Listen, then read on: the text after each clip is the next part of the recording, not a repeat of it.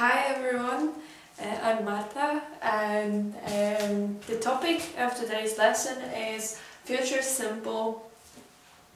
So let's take a look at the form.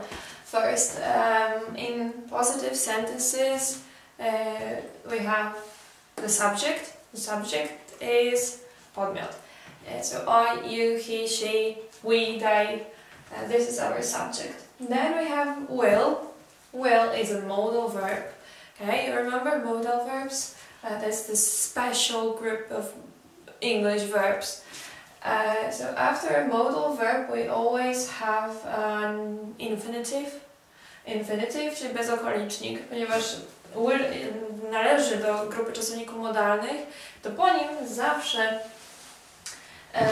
występuje czasownik w podstawowej formie, czyli w formie bezokolicznika.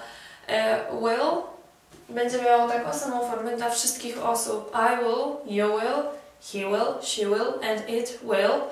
And the whole plural, we, you, they, is also will. Yeah, so subject, will plus infinitive. For the first person singular, I, and for the first person plural, we can use shall. Normally in questions. Dla pierwszej osoby liczby pojedynczej i dla pierwszej osoby liczby mnogiej, czyli I bądź we, możemy użyć też czasownika modalnego shall, szczególnie w pytaniach, gdy pytamy o czyjąś opinię, czy proponujemy coś, wtedy użyjemy właśnie shall. For example, shall I open the window? Czy mam otworzyć okno, czy powinnam otworzyć okno? To jest pytanie o czyjąś opinię. Or shall I ask her to come with us? Czy mam zapytać ją, czy pójdzie z nami? Shall I ask her? Or shall we go to the cinema tonight, whatever. So shall we go somewhere? Shall we do something? That's a suggestion. Czyli gdy użyjemy tego z pierwszą osobą liczby mnogiej, shall we do something, brzmi jako propozycja, sugestia. So this was the positive. Yes, actually with shall this was a question, but never mind. Now questions. So we're using a version will, subject and infinitive. Czyli w pytaniach używamy inwersji, przedstawiamy will na pierwsze miejsce, po nim jest podmiot i podstawowa forma czasownika will you do something.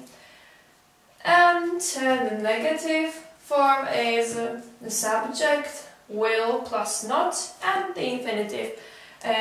Will not is contracted to want, czyli przyczenie w formie skróconej wygląda nieco inaczej. Want, and this is the contracted form of will not.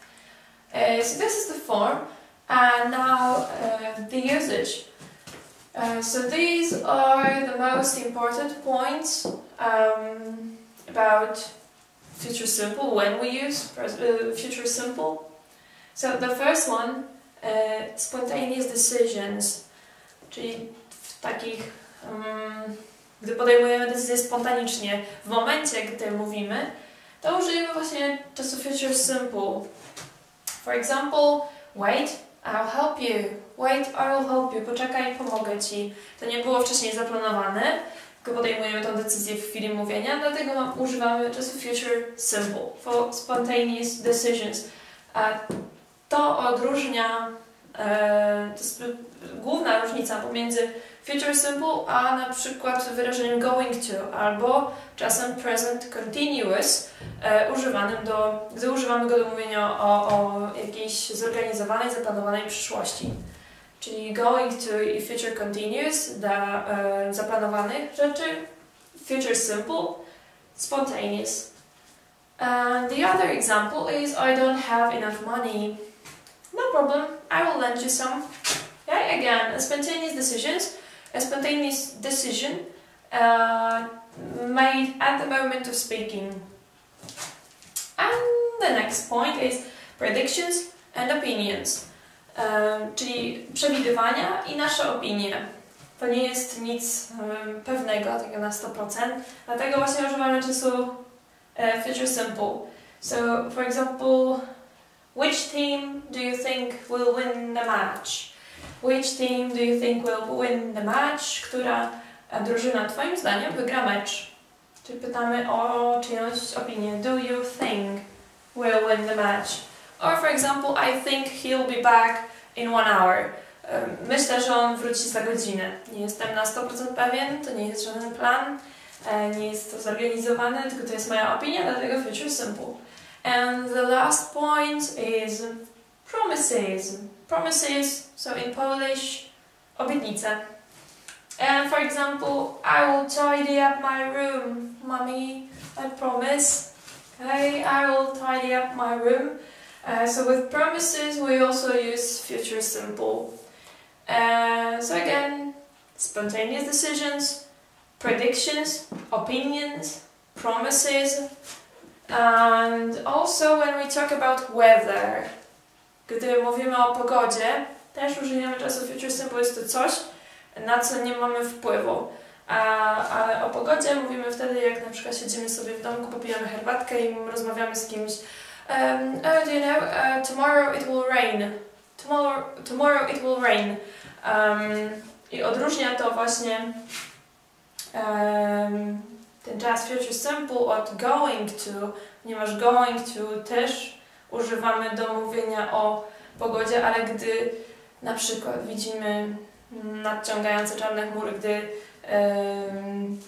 na podstawie tego, co widzimy, co się dzieje dookoła nas, tak, jakiś przesłanek z otoczenia, wtedy wnioskujemy, że to się zdarzy zaraz i używamy do tego czasu, czy wyrażenia going to.